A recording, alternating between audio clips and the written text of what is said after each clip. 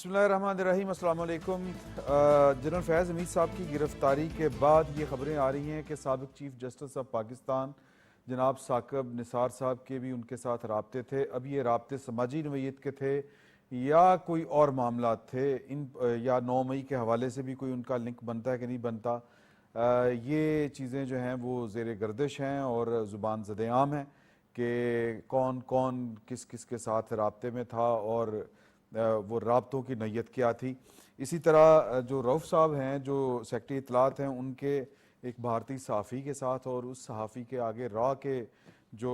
Officials ہیں بیان کیے جاتے ہیں مبینہ طور پر، رانا بینرجی، ان کے ساتھ بھی روابط تھے، اور پاکستان کے وفاقی وزیر اطلاعات و نشریات جناب عطا تارڑ صاحب نے ان کو پاکستان کے خلاف جو ہے وہ ایک حساس معلومات شیئر کرنے کے مترادف قرار دیا ہے۔ تو دیکھنا یہ ہے کہ جنرل فیض حمید صاحب کے ساتھ جو سیاسی جو لوگ ہیں وہ کس طرح ان کے ساتھ رابطے میں تھے، ان کے معاملات کس طرح کے تھے، 9 مئی میں وہ کس طرح آتے ہیں کہ نہیں آتے، ان ساری چیزوں کے اوپر ہم نے گفتگو کرنے کے لیے اسٹوڈیو میں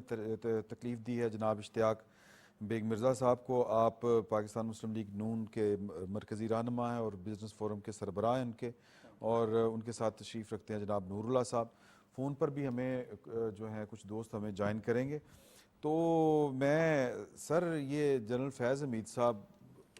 ابھی ہم گفتگو پروگرام سے پہلے بھی کر رہے تھے، تو یہ آپ کی جو آپ نے مطلب یہ کہیں کہ آپ سسٹم کا حصہ رہے ہیں، آپ کے پاس انفارمیشن جو ہے فرسٹ ہینڈ ہوتی ہے، تو یہ ایک تو پاکستان مسلم لیگ نون کے ساتھ جنرل فیض صاحب کا جو طرز عمل تھا وہ کیا تھا، اور دوسرا یہ کہ یہ واقعی ایک کوئی متوازی نظام بھی انہوں نے بنایا ہوا تھا؟ بالکل، تھینک یو ویری مچ افکر صاحب۔ دیکھیے، میں یہاں پہ میاں نواز شریف صاحب کو کریڈٹ دیتا ہوں اس چیز کا کہ سب سے پہلے انہوں نے فیض صاحب کا نام لیا تھا، ایک تقریر جو کی تھی لاہور کے اندر، اور اس میں انہوں نے بتلایا تھا کہ کون لوگ ہیں جنہوں نے میری حکومت کو ڈیسٹیبلائز کیا اور مجھے گھر بھیجا انہوں نے نام لیا تھا۔ اور اس وقت یہ ہو گیا تھا کہ کھلبلی مچ گئی تھی پورے پاکستان میں، جی، کیونکہ پاکستان کے ایسے کبھی پریزیڈنٹس نہیں ہیں کہ کبھی کسی نے اس طرح کا کھل کے نام لیا ہو، بٹ وہ نام لیا تھا اس کے اندر۔ اور اس کے بعد یہ ہوا کہ جی جس طریقے سے فیض صاحب ایک ریاست کے اندر ایک ریاست لے کے چل رہے تھے وہ سب کو نظر آ رہا تھا، اور ان کو جی بالکل کسی چیز کی پرواہ نہیں تھی کہ یہ اداروں کے ساتھ میں کیا کر رہا ہوں، لوگوں کے ساتھ کیا کر رہا ہوں۔ میں کئی ایسے لوگوں کو جانتا ہوں جن کو وہ خود فون کر کے جی اور وہ تھریٹس کیا کرتے تھے کہ یہ کام ہو جانا چاہیے یہ۔ اچھا، بات سیاسی لوگوں تک شفقت نہیں رہی ہے، بزنس مینوں تک پہنچ گئی۔ اچھا، جی ہاں، بزنس مینوں کو بھی مطلب فون کیے جاتے تھے اور ان سے اپنے کام جو تھے وہ نکلوائے جاتے تھے۔ وہ آپ نے یہ جو سب سے بڑا ان کے اوپر الزام لگا ہے، اور اس میں بھی جی اس کے آنر کو بھی میں جانتا ہوں کہ جس نے سپریم کورٹ میں جا کے عام طور پہ جی بزنس مین جو ہوتے ہیں وہ ان چیزوں میں پڑتے نہیں ہیں۔ ان کے ساتھ اگر کوئی زیادتی بھی ہوتی ہے یا کوئی ڈیمانڈس بھی ہوتی ہیں جو انجسٹ ہوتی ہیں، وہ چپ ہو کے بیٹھ جاتے ہیں کہ سر ہم یہاں پہ لوگوں سے لڑنے نہیں آئے۔ جی، اور اب آپ دیکھیں کہ میں کئی ایسے لوگوں کو جانتا ہوں جو سامنے آنے کی اب ہمت کر رہے ہیں، اچھا، کیونکہ یہ جب سے یہ کو پتہ لگا ہے کہ جی یہ چیز ہوئی ہے، تو آرمی چیف نے جی جو ایک قدم اٹھایا ہے، آئی ول ٹیل یو کہ ہمیشہ ان کا نام جو ہے سنہرے الفاظ میں لکھا جائے گا صحیح، کہ انہوں نے پاکستان کی تاریخ میں کبھی ایسا نہیں ہوا کہ اتنے senior army official, I S I کے خلاف کوئی چیز ہوئی ہو۔ اور اگر نہیں ہوتی تو آنے والے یہ ہوتے کہ اس سے زیادہ پھر کراس کرتے اپنی ریڈ لائنز کو۔ مگر ابھی جو دوسری چیزیں کھل کے سامنے آ رہی ہیں کہ فیض صاحب کے ساتھ جو ہیں وہ چیف جسٹس جو تھے ان کے بھی بڑے روابط تھے، اور یہ صرف وہ نہیں تھے جیسے آپ نے اپنے انٹرو میں کہا کہ ایک دوستی میں ملنا ملانا اور آپ نے چائے پی لینا، بلکہ جو کچھ وہ اپنی سلطنت چلا رہے تھے اس کے اندر یہ برابر کے اس کے اندر شریک تھے۔ اور اس کی دیکھیے آپ کو تقویت یہاں سے بھی ملتی ہے کہ ایک تو ہائی کورٹ کے جو جج تھے مطلب شوکت صدیقی، انہوں نے بھی صاف کہا ہے کہ وہ میرے گھر آئے تھے، پہلے انہوں نے کیا۔ اور دیکھیے جی ان کو بھی میں کریڈٹ دیتا ہوں کہ اس وقت کیا کہ جس وقت کوئی یہ بات کرنا جو تھا وہ بہت مشکل کام تھا، اور انہوں نے جناب یہ چیز کہی کہ میرے پہ انہوں نے پریشر ڈالا اور کہا کہ یہ کس طریقے سے ان کی ضمانت نہیں ہونی چاہیے، نہیں تو ہماری 2 سال کی मेहनत जो है वो बेकार चली जाएगी। और शफकत साहब एक और चीफ जस्टिस थे गिलगित बल्तिस्तान के जो थे, जी उन्होंने ये बतलाया कि मेरे सामने इन्होंने टेलीफोन पे किसी को ये कहा कि इनकी साकिब साहब जमानत ने, नहीं बिल्कुल, होनी हाँ। चाहिए। अच्छा, ये वो लोग थे जो अरेस्ट से पहले, देखिए अब अरेस्ट के बाद जो लोग बोल रहे हैं और वो जो पहले बोले हैं उनके अंदर काफ़ी फ़र्क है। हाँ अच्छा देखिए, चीफ जस्टिस के साथ ये हुआ है कि पाकिस्तान की तारीख में बड़े चीफ जस्टिस आए, मगर जिस तरीके से इन्होंने किया, ख़ास तौर पे मियाँ नवाज शरीफ साहब के साथ जो किया हाँ, है, बिल्कुल टारगेट किया हुआ था। बिल्कुल जी, अकामा पे उनको घर भेज दिया, फिर वो पार्टी की क़यादत नहीं कर सकते, ये तमाम चीज़ें उन्होंने की, बहुत ज़्यादतियाँ की उन्होंने। और ना सिर्फ उनके साथ ज़्यादतियाँ की, पार्टी के साथ ज़्यादतियाँ की, और उनका सब प्लान ये था कि किसी तरीके से इनको घर भेजा जाए और इमरान खान साहब की हुकूमत को लाया जाए, जिसमें ये दोनों जो थे आपस के अंदर जो जी शरीक अच्छा, जुर्म थे ये जी। बताइएगा कि आपने जिक्र किया कि बहुत से बिजनेसमैन हैं जिनको वो धमकियां भी देते थे, तो आपने ये भी कहा कि कोई अब थोड़ा सा हौसला कर रहे हैं, वो सामने आ गए। वो दो बातें हो सकती हैं, या तो किसी बिजनेसमैन को कोई बता बुता लेने वाला मामला हो, जिस तरह कुंवर मुईज साहब वाला जो था टॉप सिटी वाला, वो वाला ये कोई इसका पस मंज़र है धमकियों का, या फिर कोई और पॉलिटिकली कुछ लोगों को इस्तेमाल करने के लिए? देखिए पॉलिटिकली भी होता था ये कि अगर कुछ बिजनेसमैन ऐसे हैं जो कि उनकी एफिलिएशन किसी पार्टी से है तो उनको डराया धमकाया जाता था। वो तो उसके लिए मशहूर थे, ये आपने देखा होगा कि सेनेट में किस तरह पूरा टिल्ट हो गया और बजरानी साहब उनको लेके आगे गया था, और जिसके ऊपर उन्होंने कहा भी लोगों ने कि जी आज जो हुआ है यहाँ पे इसके अंदर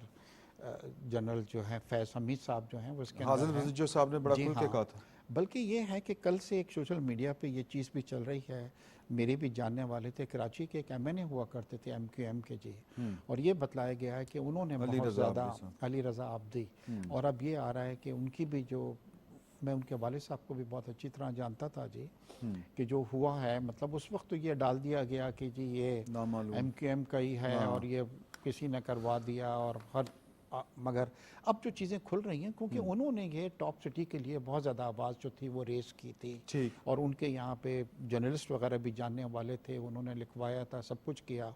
तो अब ये है कि ये सब चीज़ें खुल के सामने आ रही हैं और लोग जो हैं वो आहिस्ता हिम्मत कर आहिस्ता रहे हैं बहुत जी। ज़्यादा बिल्कुल यानी जी। चीज़ें खुल के सामने आएंगी, लोग सामने आएंगे। नूरुल्लाह साहब, साकिब निसार साहब ने तो एक तरह से तरदीद की है कि उनके जो रवाबित थे वो यानी वो कहने का उनका मकसद है कि वो थे ही नहीं उनके साथ, अगर थे भी तो वो बड़े जो नॉर्मल से एक आम समाजी राब्ते थे।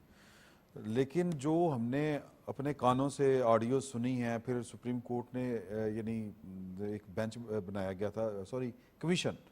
जिसका आज सुप्रीम कोर्ट में भी जिक्र हुआ कि इस तरह की जो ऑडियोज़ आ रही हैं उनकी ज़रा पड़ताल कर ली जाए। जस्टिस काजी फ़ायज़ ईसा, जस्टिस आमिर फ़ारूक और जस्टिस गालिबन नईम अफ़गान साहब थे, उसको काम करने से उस रोक वक्त दिया के था। चीफ जस्टिस जो थे उमर अता बंदयाल साहब, उन्होंने रोक दिया था। तो सच तो सामने नहीं आ सका, लेकिन बहरहाल वो अभी तक ऑडियोज़ तो हैं जिसमें ये कह रहे हैं कि जी कि सज़ाएँ हमें देनी हैं और फिर थोड़ी सी ज़्यादा देनी है। वो पर्टिकुलर कुछ जिक्र भी वो कर रहे हैं कि वो किन के कहने के ऊपर दे रहे हैं। तो बच जाएंगे या ये इस्टेब्लिश हो जाएंगे राब्ते? मेरे ख्याल है चीज़ें अब इस्टेब्लिश होना शुरू हो गई हैं। आप ये देखें कि जब मियाँ नवाज शरीफ साहब को जब सज़ा दी गई, वो पनामा से अकामा निकाला गया, मियाँ नवाज शरीफ साहब जो कहते थे उस पर तो लोग उन्हें पार्टी समझ के उस बात पर तनकीद भी हो सकती थी, उस पर सवाल भी उठते थे, लेकिन कुछ जजेस ने उस दौर में जब बातें की तो वो एक बड़ा सवालिया निशान था उन फैसलों पर। और वैसे भी कानून के जो तालिब इल्म थे या कानून के माहिरीन थे, उन्हें नज़र आ रहा था, वो इस पर बात करते थे कि ये बड़े बाइस्ड फैसले हैं जो कानून के मुताबिक नहीं हो रहे। और उस वक्त के चीफ जस्टिस साहिबान का जो रवैया रहा है, जिस तरह से वो पॉलिटिकल या पॉलिटिसाइज हो गए थे कि मैं तो इतने लोगों के इस्तीफ़े दिलवा दूंगा और मैं हमारा वो ज़ाया हो जाएगी, मेहनत ज़ाया हो जाएगी और आपने ज़मानत नहीं लेनी, ये सारी बातें जब कोर्ट हो रही थी तो पता चल रहा था कि ये किसी एक बड़ी गेम का हिस्सा है, किसी एक जज या किसी एक फ़र्द का मामला नहीं है। तो वो नेक्सस जो है वो अब डिस्क्लोज़ हो रहा है, वो चीज़ें सामने आ रही हैं, और मेरे ख्याल में चीज़ें इस्टेब्लिश्ड होने के बाद ही ये कार्रवाई शुरू हुई है। जब हमारे वज़ीर इत्तलात बात करते हैं और उसमें नाम भी ले लेते हैं कि कार्रवाई होगी या जो ज़िम्मेदार होंगे उनको पकड़ा जाएगा, उनको इंसाफ के कटहरे में लाया जाएगा, फिर कोई साकिब हो या निसार हो, तो वो इसका मतलब ये कि उनके पास मालूमात हैं। اور ان کی بیس پہ ٹھوس شواہد کی بنیاد پہ بات ہو رہی ہے، ورنہ اس لیول پر اس طرح سے باتیں نہیں ہوتی، اور حکومت کے اہم عہدیداران جیسے وزیر اطلاعات ہیں یا دیگر وزراء ہیں وہ اس طرح سے بات نہیں کر سکتے۔ دوسری چیز اس میں جو جنرل فیض حمید کا لنک ڈیولپ ہو رہا ہے وہ تو آپ جب ہم دیکھتے ہیں اس پریس ریلیز کو آئی ایس پی آر کی تو اس سے بڑے واضح ہو جاتا ہے۔ ایک اس کا پہلا پورشن ہے ٹاپ سٹی کے حوالے سے جس میں سپریم کورٹ کے احکامات کے مطابق کارروائی ہو رہی ہے، اور اس کا دوسرا پورشن ہے کہ انہوں نے پوسٹ ریٹائرمنٹ آرمی ایکٹ کی خلاف ورزی کی ہے ایک سے متعدد مرتبہ، اور وہ اسٹیبلش ہو چکا ہے۔ تو اس کا مطلب یہ ہے کہ چیزیں سارا کوئی ہیپ ہیزرڈ یا کوئی اچانک یا کسی وہ جو ہے نا غصے میں یا ریئیکشن کے طور پہ نہیں ہوا، مکمل تحقیقات کر کے باقاعدہ طریقہ کار کے مطابق وہ ساری چیزیں عمل میں لائی گئی ہیں، اسی وجہ سے اتنا بڑا سٹیپ لیا ہے۔ آرمی چیف بار بار بات کر رہے تھے کہ ہم اس ملک میں اقتصادی جو وہ ہے استحکام کے لیے کام کر رہے ہیں، جنرلی بھی اور اقتصادی بھی، اور کوئی بھی شخص یا کوئی گروہ جو اس کے خلاف کام کرے گا ہم اس کو روکیں گے۔ اچھا، تو وہ ساری چیزیں اب سامنے آنی شروع ہو گئی ہیں، اتنے بڑے بڑے ایکشن جو ہوئے ہیں جس میں آپ آرمی کے طرف سے خاص طور پر جب انہوں نے اعلان کیا کہ ہم نے اپنے لوگوں کا احتساب شروع کیا ہے، تو یہ ایک بڑی مثال تھی باقی اداروں کے لیے بھی، حکومت کے لیے بھی اور باقی اداروں کے لیے بھی۔ جوڈیشری میں بھی اسی طرح ہوا، قاضی فائز عیسیٰ صاحب کے آنے کے بعد جس طرح سے انہوں نے جو ریگولیشنز کے حوالے سے کام کیا جو پہلے ہو چکا تھا۔ لیکن آپ نورہ صاحب ابھی بیگ صاحب نے آپ کو حوالہ بھی دیا، رانا شمیم تھے جو گلگت بلتستان کے چیف جج، وہ گواہی دیتے ہیں کہ ان کے سامنے ثاقب نثار صاحب نے اسلام آباد ہائی کورٹ کے ایک سینئر جج کو فون کیا، رابطہ کیا اور کہا کہ مریم اور نواز شریف صاحب کو سزا دینی ہے، ان کی ضمانت نہیں ہونی چاہیے۔ اور پھر اس کے بعد رانا شمیم صاحب کے ساتھ کیا ہوا؟ تو اب کیا رانا شمیم صاحب کو انصاف مل پائے گا؟ میرے خیال میں اس طرح کے بہت سارے اور کیریکٹرز، یہ بھی کہ ثاقب نثار صاحب اگر یہ باتیں کر رہے تھے تو پہلی بات تو یہ کہ یہ کسی جج کا کنڈکٹ ہو نہیں سکتا، نہیں ہو سکتا، ٹھیک اور اگر یہ ان کا کنڈکٹ تھا تو اٹ سیلف یعنی اس کنڈکٹ کی حد تک تو بھی وہ مجرم بنتے ہیں، اور پھر یہ کس کے کہنے کے اوپر کر رہے تھے، یہ ایک علیحدہ سے کہانی ہے۔ تو اس کے اوپر ذرا کچھ بتائیں۔ دیکھیں، نہ صرف رانا شمیم صاحب، دیگر جج یا عابدی صاحب کی، رضا عابدی صاحب کی جب بات ہوتی ہے، علی رضا عابدی صاحب کی، تو اب میرا خیال ہے کہ بہت ساری چیزیں کھلنے جا رہی ہیں، اور جو ٹاپ لیول پر بیٹھے ہوئے لوگ ہیں انہوں نے فیصلہ کر لیا ہے کہ چیزوں کو چھپانے کے بجائے اگر ہم نے صحیح راستے پر چلنا ہے اور اگر ہم نے چیزوں کو درست کرنا ہے اور اگر نے درست راستے پر چلنا ہے تو میرے خیال اب یہ ساری چیزیں سامنے آ جائیں گی۔ اس میں کہیں مجھے تو کوئی شک نہیں نظر آ رہا کہ حکومتی سطح پر، اسٹیبلشمنٹ کی سطح پر، سپریم کورٹ میں اعلیٰ سطح پر کسی طرف ایسی کوئی شک کی بات نہیں ہے کہ وہ چیزیں گول مول ہو جائیں گی، کچھ لوگوں کو بچایا جائے گا، انڈیویجولز کو فیور کی جائے گی۔ میرے خیال میں اس وقت سب کو نظر آ رہا ہے کہ پاکستان جن حالات سے گزر رہا ہے، معاشی طور پہ، سیاسی طور پہ، اور اپنے جغرافیائی حوالے سے اور دہشت گردی کو جس طرح سے فیس کر رہا ہے، تو میرے خیال ہے ہمارے پاس گنجائش نہیں ہے۔ اب یہ ساری چیزیں وہ پیچھے چلتے ہوئے ہمیں ساری چیزیں انفولڈ کرنا ہوں گی، اور اس کا آغاز ہو گیا ہوا ہے۔ مطلب یہ کوئی چھوٹی سی چیز نہیں تھی، آپ مختلف ہنگاموں میں لوگوں کو گرفتار کرنا، پولیٹیکل پارٹیز کے لوگوں کا پکڑا جانا، یہ ساری چیزیں ہو رہی تھیں، لیکن آرمی نے اپنے جس لیول کے، جس رینک کے لوگوں کو پکڑا ہے، ان کی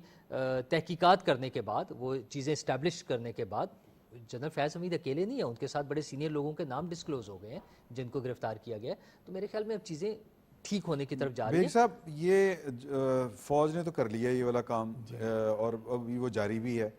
تو کیا آپ کو جن کے ساتھ اب دو فیکٹر ہیں نا، کہ ایک تو وہ ہیں جو کسی نہ کسی لیول کے اوپر سرکاری افسر تھے اور ان کے نیٹ ورک کا حصہ تھے، ان کے خلاف تو جو ہوگا وہ ہو رہا ہے، لیکن وہ جو سیاسی خاص طور پر پاکستان تحریک انصاف ہے، وہ آپ کو لگتا ہے کہ وہ بھی اس ساری نیٹ ورک کا حصہ ہونے کی وجہ سے ان کے بھی لوگ پکڑے جائیں گے؟ شفقت صاحب دیکھیں، پہلے میں آپ کے سوال کا جواب دوں، پہلے تو یہ میرا پختہ یقین ہے کہ ایک ایسا آرمی چیف یہ ڈیسیجن لے سکتا ہے جس کے اپنے کوئی اسکلیٹن نہیں ہو کبٹ کے اندر، یعنی کہ اس کا جو دامن جو ہے وہ صاف ہو۔ اگر آپ کا دامن صاف نہیں ہے اور آپ کے اوپر بھی الزامات ہیں اور آپ بھی کرپشن میں انوالو رہے ہیں اور آپ نے بھی غلط چیزیں کی ہیں، فیورز لیے ہیں، تو کبھی آپ اتنی بڑی ہمت نہیں کریں گے. یہاں پہ میں سلوٹ کرتا ہوں کہ انہوں نے اتنا بڑا لیا, نہیں تو آنے والے وقت کے اندر اس کے جو نقصانات ہوتے پاکستان کی سیکورٹی کے لیے آپ کو اس کو اندازہ نہیں تھا آپ کو. اور دوسری طرف میں ایک اور چیز بتلا رہا ہوں کہ میرا کالم پرسوں آئے گا جنگ کے اندر, جس میں میں نے یہ لکھا ہے کہ اب اتنی بڑی رسپانسبلٹی جو ہے ہمارے چیف جسٹس پہ بھی عائد ہوتی ہے, اور وہ بھی بہت آنیسٹ آدمی ہیں, ان کے بھی کوئی ایسا کرپشن میں کبھی وہ انوالو لے رہا ہے, اور وہ چاہیں تو اپنے ان کولیگز کے خلاف بھی ڈیسیجن اسی طرح کا سخت لے سکتے ہیں کہ جو اس طرح کی پریکٹس کے اندر انوالو رہے. کبھی بھی کوئی آئی ایس آئی کا آفسر ہو, چاہے چیف ہو یا ڈی جی ہو, کبھی بھی اکیلا اس طرح حکومت نہیں کر سکتا جب تک کہ اندر اس کو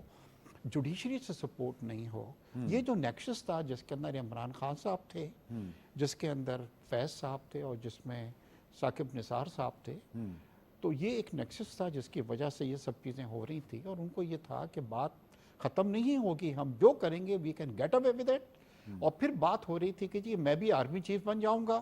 اور میں 20 سال اور 15 سال اور 30 سال اور 25 سال ہم اسی طرح کی چیزیں لے کے چلتے رہیں گے. مگر ایک اوپر آدمی بھی, اللہ بھی بیٹھا ہوا ہے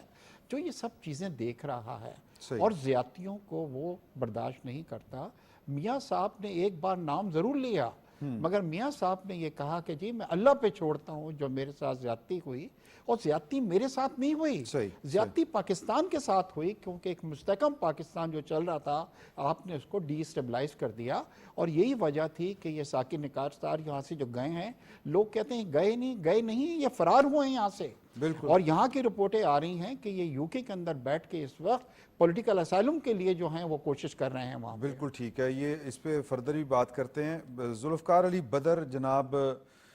ترجمان ہیں بلاول بھٹو زرداری صاحب کے, انہوں نے ہمیں جوائن کیا ہے. ذوالفقار علی بدر صاحب آپ کا بہت شکریہ. مجھے یہ بتائیے گا کہ پاکستان پیپلز پارٹی اس ساری جو فوجی اقدام ہے اس کے اوپر اس کا کیا موقف ہے, اور آپ کو کیا لگتا ہے کہ پاکستان کی ایک سیاسی جماعت جس کا نام تحریک انصاف ہے, اس کے اوپر الزامات کچھ اس طرح کے ہیں کہ وہ فیض حمید صاحب کے شانہ بشانہ چل رہی تھی پاکستان کے اندر, کسی قسم کی عدم استحکام کہہ لیں یا کوئی منیوٹنی کہہ لیں, اس طرح کے مبینہ طور پر الزامات عائد کیے جا رہے ہیں. اس کے اوپر آپ کا مجھے رسپانس چاہیے سر. بسم اللہ الرحمن الرحیم. بہت شکریہ بھائی, آپ نے اپنے پروگرام میں بلایا. لیکن اٹس ٹو ارلی ٹو سے any thing about this case, cause یہ تو ابھی بڑی انیشیل سٹیج پہ انویسٹیگیشن سٹارٹ ہوئی ہے. اس پہ ان کا بیان جب آئے گا جنرل صاحب کا, اور یہ فوج کا انٹرنل میٹر ہے, ہمیں ابھی تک اس کے اندر چونکہ کلیئرٹی نہیں ہے کہ یہ معاملہ کس طرف جائے گا اور کیسے,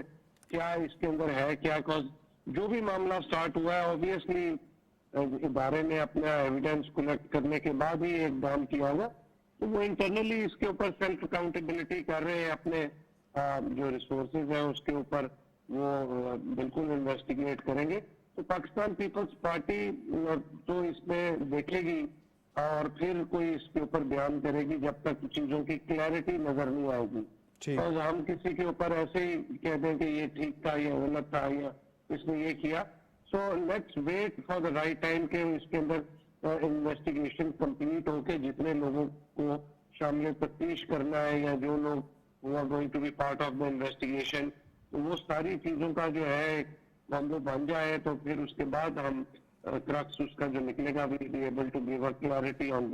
our side. چلیں, بہت شکریہ سر, آپ کا بہت شکریہ. نور اللہ صاحب, یہ ویسے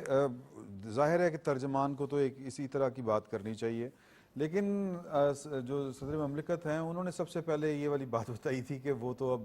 کن حالوں میں ہے فیض صاحب. حنیف عباسی صاحب, ان کے بارے میں بھی یہ والی بات جو ہے وہ کسی سے ڈھکی چھپی نہیں ہے کہ وہ ان کو بھی سزا دلوائی گئی تھی, اور ان کے بیٹوں کو بھی کہا گیا کہ جی کہ ان کے اہل خانہ کو کہ اپیل وغیرہ دائر نہ کریں. تو کیا آپ کو لگتا ہے کہ ہمارے جو وہ لوگ جو سیاسی لوگ ہیں اور وہ متاثر ہوئے ان کے یا کہہ لیں کہ اختیاری اختیار تھے جب استعمال کر رہے تھے, تو ان کو ان کے خلاف کسی نہ کسی فورم کے اوپر جانا چاہیے یا بس ویٹ کرنا چاہیے کہ کیا ہو رہا ہے؟ میرے خیال اس میں اس کے دو پہلو ہیں. ایک تو یہ ہے کہ فوری ان کا ریئیکشن اس لیے نہیں آ رہا کہ وہ اس کو پولیٹیسائز نہیں کرنا چاہ رہے. ایک انسٹیٹیوشنل لیول پر ایک بڑی کارروائی ہوئی ہے اور پاکستان کی تاریخ میں انپریسیڈنٹڈ کارروائی ہے, جیسے بیگ صاحب بھی ابھی فرما رہے تھے, تو وہ بھی اس کو دیکھ رہے ہیں کہ کس طرح سے آگے چلتا ہے. اچھا, انپریسیڈنٹڈ بہت سی چیزیں ہوئی ہیں, ہم جس ماحول سے جن حالات سے گزرے ہیں, جو 9 مئی کا واقعہ تھا وہ بھی انپریسیڈنٹڈ تھا کہ پاکستان پر پاکستان کے دشمنوں نے کئی مرتبہ حملے کیے ہیں. ہمارے لوگوں نے, ہمارے سپاہیوں نے, ہمارے فوجیوں نے, ہمارے جوانوں نے, ہمارے افسروں نے اپنی جانوں کی قربانیاں دی ہیں اس ملک کو محفوظ رکھنے کے لیے. لیکن جس بڑے سطح پر وہ ایک کارروائی ہوئی تھی وہ بھی ایک انوکھا واقعہ تھا ہمارے لیے, بلکہ ایک بڑا خوفناک واقعہ تھا. اچھا, تو اس ساری چیزوں کا اور آپ دیکھیں کہ اس دوران میں پھر ایک شور مچایا گیا پوری دنیا میں پاکستان کو مزید بدنام کرنے کے لیے کہ یہاں پہ شاید انتقامی کارروائی ہو رہی ہے, یہ شاید انسانی حقوق کی خلاف ورزی ہو رہی ہے. دنیا کے مختلف فورمز پر خطوط لکھے گئے, وہاں پہ پروٹیسٹ کیے گئے, پاکستان کو بدنام کرنے کے لیے کیمپین چلائی گئی, بسوں پر دنیا بھر میں اشتہارات لگائے گئے, جہازوں سے لٹکا کر اشتہارات لوگوں کو دکھایا گیا, جبکہ حقیقت یہ تھی کہ پاکستان میں ایک بغاوت کی کوشش کی گئی. پاکستان کے جو ریاستی ادارے تھے ان پر حملہ کیا گیا. وہ جگہیں جہاں پر دشمن حملہ کرتا تھا وہاں پہ پولیٹیکل پارٹی کی شکل میں, ان کے بھیس میں, ان کا کور لے کر لوگوں نے وہاں پر حملے کیے. پاکستان کے GHQ پر, پاکستان کے ایئر بیس پر اٹیک کیا گیا, وہاں پہ جہاں پہ پاکستان کے قیمتی اثاثے ہیں دفاع کے حوالے سے, وہاں پر حملے کیے گئے. تو یہ ایک بڑا خوفناک پہلو تھا. اچھا, بلکہ نقصان پہنچایا گیا نا, باقاعدہ نقصان میاں والی ہوا, سب جگہوں پر ہوا. اچھا, اور وہ اصل میں سمبولک بھی تو چیزیں ہوتی ہیں نا کہ پاکستان کے جو شہداء کی یادگاریں تھیں ان کو نقصان پہنچایا گیا, تو سمبولکلی انہوں نے یہ کوشش کی پاکستان کو نقصان پہنچانے کی. اچھا, وہ ڈیلیبریٹ ایفرٹس تھیں اور وہ ایک سیریز چل رہی تھی, وہ سیکوینس چل رہا تھا. آپ یہ دیکھیں کہ اقتدار میں آنے سے قبل بھی بانی تحریک انصاف کا جو رویہ تھا, جب وہ لوگوں کو سول نافرمانی کی تحریک کے لیے اکساتے تھے, جب وہ پاکستان سے باہر مقیم لوگوں کو یہ کہتے تھے کہ آپ ہنڈی کے ذریعے پیسے بھیجیں, پاکستان میں لیگل طریقے سے بینک کے ذریعے پیسے نہ بھیجیں. حکومت میں آنے کے بعد انہوں نے IMF کے ساتھ اپنے معاہدوں کو جس طرح سے سبوتاژ کرنے کی کوشش کی, اس کے بعد انہوں نے پاکستان کی امداد اور پاکستان کے امدادی پروگرام رکوانے کے لیے اپنے صوبائی وزرائے خزانہ کے ذریعے خطوط لکھوانے کی کوشش کی, اور بعد میں خود خطوط لکھے, اور جیل میں بیٹھ کر ان کے جو انٹرویوز شائع ہوئے وہ ساری چیزیں بتا رہی ہیں کہ ان کا مقصد پاکستان کو عدم استحکام کا شکار کرنا اور پاکستان کو نقصان پہنچانا تھا. اچھا, اس میں اضافی یہ جو چیزیں ہیں اس پروجیکٹ کو انسٹال کرنے میں کہ الیکشن سے بالکل قبل جا کر اس وقت کے چیف جسٹس خود جا کر جو کاروائیاں کر رہے تھے, حنیف عباسی صاحب والا جو کیس ہے یا دیگر اس طرح کے کیسز ہیں, تو یہ بڑا واضح نظر آ رہا تھا کہ کیا کچھ ہو رہا ہے. لیکن وہ سسٹم ایسا تھا کہ شاید اس میں اس کے لیے انصاف نہیں حاصل کیا جا سکا, تو لوگوں اب اسی وجہ سے پولیٹیکل پارٹیز اس کو پولیٹیسائز نہیں کرنا چاہ رہی ہیں, اس وجہ سے وہ شور نہیں, نظر آ رہا ہے کہ کام قانون کے مطابق ہو رہا ہے, کاروائی ہو رہی ہے, کوئی اور پولیٹیسائز کر رہا ہے. لیکن ہاں وہ تو کریں گے, لیکن یہ پولیٹیکل پارٹیز بھی آئیں گی اس پر, میرا خیال ہے یہ کیس آ جائیں گے. تھوڑا سا آگے بڑھنے کے بعد اگر آپ مجھے اجازت دیں, سہیل اقبال بھٹی صاحب جرنلسٹ ہیں, انہوں نے ہمیں جوائن کیا, ان سے ذرا ایک ان کا جو نقطہ نظر ہے وہ جان لیں. سہیل اقبال بھٹی صاحب اڈیالہ جیل میں جو پاکستان تحریک انصاف کے بانی چیئرمین ہیں, انہوں نے آج میڈیا سے گفتگو کرتے ہوئے کہا ہے کہ جو جنرل فیض حمید صاحب کی گرفتاری ہے وہ بیسیکلی اس لیے ہے کہ میرا کیس فوجی عدالت میں لے کے جانا مقصود ہے. تو آپ کو لگتا ہے کہ ایک محکمانہ کارروائی کے اوپر ایک سیاسی جماعت جو ہے وہ اس کو پولیٹیسائز کر رہی ہے, ایک خالصتاً محکمانہ کارروائی کو؟ دیکھیے, اس حوالے سے تیسری مرتبہ شاید انہوں نے اپنا اظہار خیال کر رہے ہیں بانی PTI, لیکن اس سے پہلے جب وہ یہ واضح طور پر کہہ چکے ہیں جنرل ریٹائرڈ فیض حمید کو, انہوں نے کہا کہ ہمارا اثاثہ تھے, اس کے بعد انہوں نے تو ان کی پوزیشن کو بھی کلیئر کرنے کی کوشش کی. انہوں نے کہا جی کہ وہ ان کو ہم نے ضائع کیا, ان کا ہم نے جس طرح خیال کرنا چاہیے تھا, ان کی جس طرح خدمات لینی چاہیے تھی وہ نہیں لی. اس کے ساتھ وہ یہ کہتے رہے کہ انہوں نے کچھ ایسا نہیں کیا, اور اگر کچھ انہیں ایسا کیا ہوتا تو میں یہ تو ضرور یہ کہتا کہ اس کا جوڈیشل کمیشن قائم کرنا چاہیے. اگر آپ اوورآل دیکھیں, جب سے بانی PTI نے ریاستی اداروں کے سربراہان کو, انہوں نے ایون جب وہ خود وزیر اعظم کے عہدے پر بھی فائز تھے اس وقت بھی اور اس کے بعد سے بھی, جس طریقے سے وہ ان کو جن الفاظ سے مخاطب کرتے رہے, جس طریقے سے ان کے اوپر الزامات عائد کرتے رہے, کبھی بھی آج تک انہوں نے وہ جنرل ریٹائرڈ فیض حمید جن کا طویل ٹریک ریکارڈ ہے, جن کے مختلف جو ڈیورنگ سروس بھی اور اس کے بعد جو مختلف ان کے واقعات سامنے آتے رہے, لیکن واحد شخصیت ایسی ہیں پولیٹیشینز کے اندر، بانی پی ٹی آئی جب کبھی انہوں نے ان کو کرٹیسائز نہیں کیا، تو یہ نہیں کہ ان کی ہر ایکشن سے وہ ماضی میں بھی اتفاق کرتے رہے ہیں اور ابھی بھی وہ سمجھتے ہیں کہ وہ ان کی نظر میں بالکل کلیئر ہیں اور ہیرو ہیں. لیکن میرا نہیں خیال کہ پاک فوج نے جو خود ثابت پاکستان کی تاریخ کی سب سے بڑی ایگزامپل قائم کرتے ہوئے پہلے تحقیقات کی، تحقیقات کے بعد فیڈ جن کوڈ مارشل کا آغاز ہوا. لیکن دوسری جانب بانی پی ٹی آئی ابھی بھی اصرار کرتے ہیں کہ ان کا دامن صاف ہے، کچھ ایسی چیز نہیں ہے. لیکن اب ان کو اندازہ ہو رہا ہے، مختلف شخصیات ان سے جا کے مل رہی ہیں، شیر عبد المروت صاحب بھی ملے ہیں، باقی صاحب نظر بھی لوگ ان سے جا کے ملے ہیں. تو مجھے لگتا ہے اب ان کو ریلائزیشن ہوئی ہے کہ جس لیول پر گرفتاریاں ہوئی ہیں، 3 افسران مزید گرفتار ہوئے، کچھ اور لوگ بھی انڈر اریسٹ ہیں، تو معاملات جس طریقے سے سارے 9 مئی کی طرف جا رہے ہیں تو الٹیمیٹلی کنیکٹیوٹی ان کے ساتھ ہونی ہے. چونکہ ہمیں ان لوگوں کو بھی نہیں بھولنا چاہیے، وہ لوگ جنہوں نے سارے 9 مئی کے بعد اپنی راہیں پاکستان تحریک انصاف سے جدا کر لی، تو وہ بھی کچھ معاملات کا حوالے سے وٹنس ہیں. ذرائع کا یہ کہنا ہے کہ وہ کچھ لوگ جو فیسیلیٹیٹر کا رول پلے کرتے رہے 9 مئی سے پہلے، اور سارے جو معاملات معاملات سارے آگے جا کے ڈیولپ ہوئے، تو ان کے بیانات اور ان کی انپٹس بھی ان کے اندر موجود ہیں، کون کس طریقے کے ساتھ اس سارے معاملے کے اندر فیسیلیٹیشن کر رہا. تو اس وجہ سے اب ان کو لگ ہی رہا ہے کہ آہستہ آہستہ معاملات ان تک پہنچ رہے ہیں اور الٹیمیٹلی ان کو بھی اس سارے معاملے کی کانسیکوینسز کو فیس کرنا پڑے گا. تو اب انہوں نے اس حوالے سے بات کرنا شروع کر دی ہے. اب سے پہلے آج کی ان کی میڈیا سے گفتگو سے پہلے جی اس جانب انہوں نے اشارہ نہیں کیا، وہ بہت کانفیڈنٹ تھے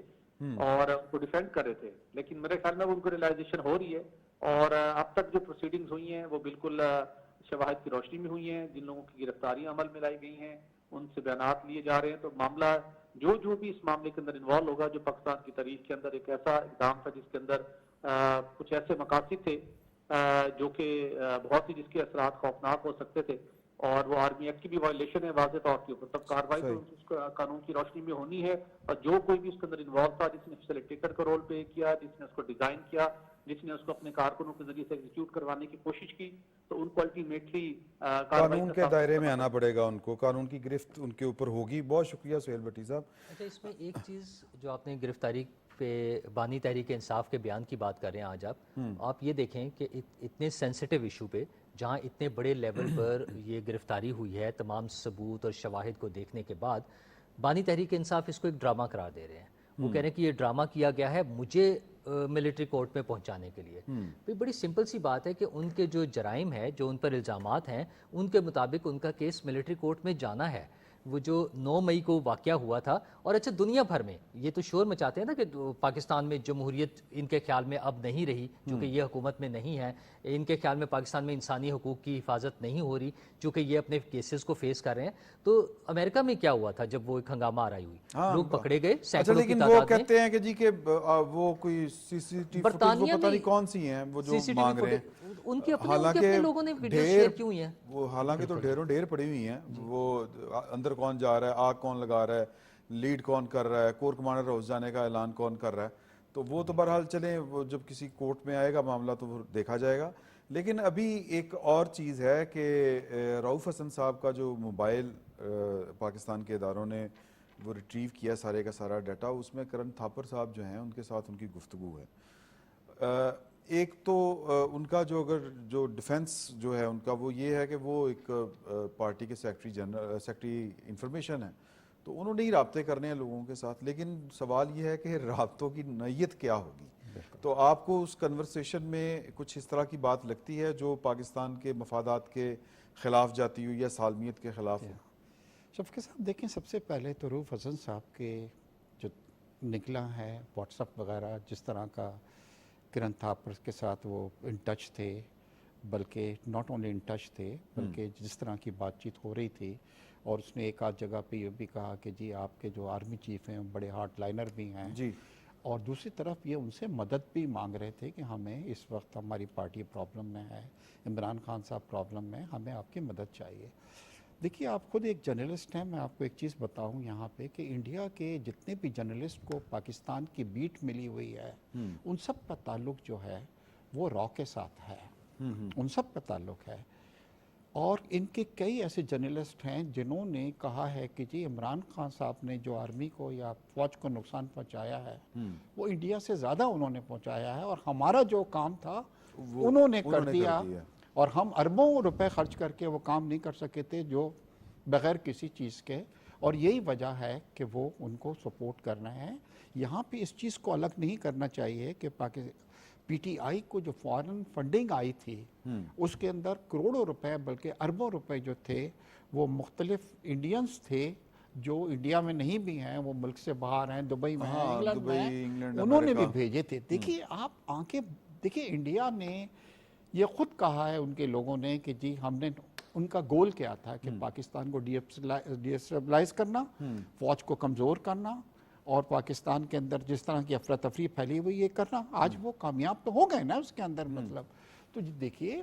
آپ کو پوری دنیا کے اندر بہت بڑے بڑے جرنلسٹ ہیں, امریکہ میں, برطانیہ میں, آپ کو انڈین کے ساتھ ہی اپنے روابط رکھنے تھے اور ان سے مدد مانگنے تھی. تو یہ دیکھیے سب چیزیں جو ہیں یہ اسٹیبلش ہو رہی ہیں ون بائی ون. جگسا کے اندر آپ جب یہ سب چیز فٹ کریں گے تو آپ کو پتہ لگ جائے گا کہ موٹیوز کیا تھے.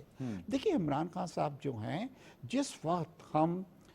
سروائیول کی جنگ لڑ رہے تھے کہ کس طریقے سے ہم آئی ایم ایف کے ساتھ جو ہیں وہ معاہدہ سائن کریں, ان کے آدمی آئی ایم ایف کے بلڈنگ کے باہر کھڑے ہوئے امریکہ میں کہہ رہے تھے کہ پاکستان کو آپ جو ہیں وہ کوئی لون نہیں دیں, کیونکہ ہی وانٹڈ کہ کسی طریقے سے پاکستان جو ہے وہ ڈیفالٹ ہو جائے سری لنکا کے طریقے سے. تو دیکھیے یہ تو آپ پولیٹیکل لوگوں کے خلاف ہیں, ان کے خلاف کوئی ہم آپ کو کچھ نہیں کہہ رہے, مگر ملک کے خلاف اگر آپ اس طرح کی چیزیں کر رہے ہیں اور اس سے ملک کو نقصان پہنچ رہا ہے. ملک کی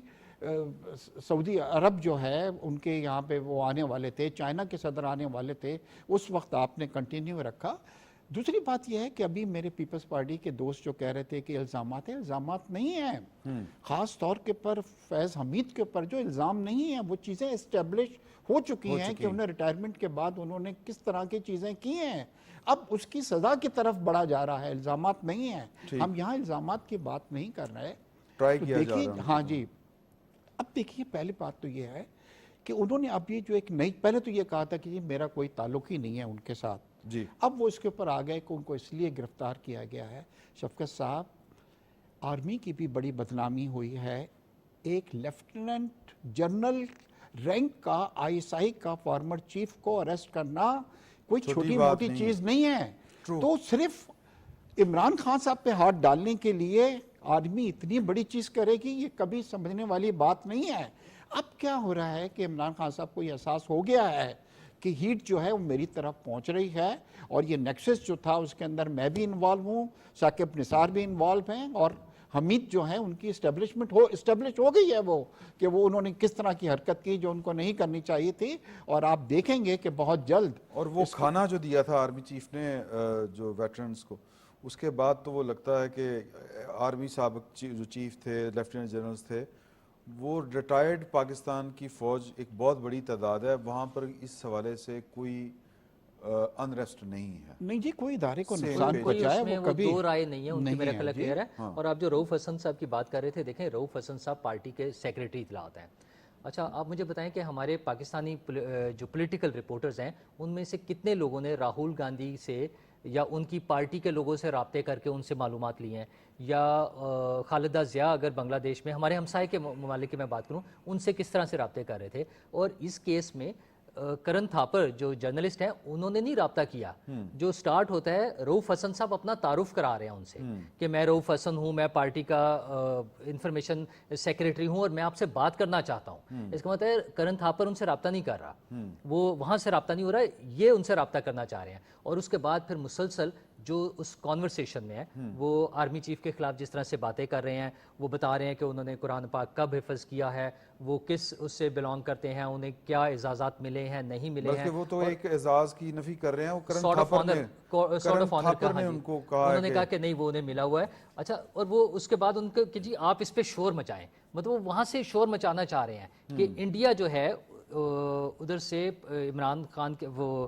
پی ٹی آئی کے لیے شور مچایا جائے. تو مطلب یہ جو رویہ ہے یہ بڑا ہی منفی رویہ ہے. پی ٹی آئی کی پھر وہی پالیسی نظر آتی ہے جو ان کی خواہش تھی. بار بار وہ کہتے تھے پاکستان کو پہلے سری لنکا بنانے کی کوشش کی, پاکستان کو ڈیفالٹ کرانے کی کوشش کی. پاکستان میں انریسٹ بڑی دیکھیں آبویس تھیں, ٹیپس تھیں, ان کے اقدامات تھے, 9 مئی تھا, لیکن ریاست جو تھی وہ بے بس بھی سائمنٹینیسلی وہ بے بس بھی تھی ساتھ ساتھ. وہ ایک بے بسی والی کیفیت بہرحال تھی. تو اس کی کیا وجہ؟ اس کی وجہ آپ کو نظر آ رہی ہے اب جس لیول پہ کام ہو رہا ہے, جو لوگ انوالو تھے, جب اس بڑے لیول پہ یعنی لوگ کہ وہ انوالو بار تھے, بار چیزیں جو پروون چیزیں ہیں ان کے اوپر ان کو ریلیف بھی مل رہا تھا, یا اب یہی تو کسی اور نے کوئی اس طرح کا یہی کام تو کیا ٹھیک ہونے جا رہا ہے, یہی تو ٹھیک ہونے جا رہا ہے شاید. سر ان کا یہ تھا کہ کس طریقے سے بلیک میل کیا جائے اور یہ بتلایا جائے کہ میں بہت پاپولر بہت پاپولر ہوں, اور دوسری کس چیز طرح سے میں سپورٹ تھی. شفقت صاحب میں آپ کو ایک چیز بتلاؤں, دیکھیے تمام پولیٹیکل پارٹیوں کے ساتھ بہت بڑی بڑی زیادتی ہوئی ہے. ذوالفقار علی بھٹو صاحب کو لٹکا دیا گیا, جی ہاں. شہید ہو گئی, کیا انہوں نے یہ چیزیں کی؟ نہیں بالکل, وہ میاں ایک صاحب لیمٹ کے سے آگے ساتھ نہیں کیا گئے. ہوا, کس طریقے سے ان کے ساتھ بالکل زیادتی ٹھیک. ہوئی, کیا انہوں نے یہ تمام چیزیں کی؟ انتظامیہ اور ریاست کے درمیان فرق رکھا گیا. جی ہاں, تو بالکل. یہ فرق جو ہے وہ میرا خیال ہے کہ پاکستان تحریک انصاف وہ فرق بھول گئی تھی, اور شاید یہ فرق جو ہے کہ ذات کا اور ملک کا کے درمیان فرق کیا ہو سکتا ہے, یہ فرق شاید جنرل فیاض حمید صاحب بھی بھول گئے تھے. اب ان کو میرا خیال ہے یہ چیزیں جو ہیں سمجھ آ جائیں گی. فی الوقت اتنا ہی, بہت بہت شکریہ.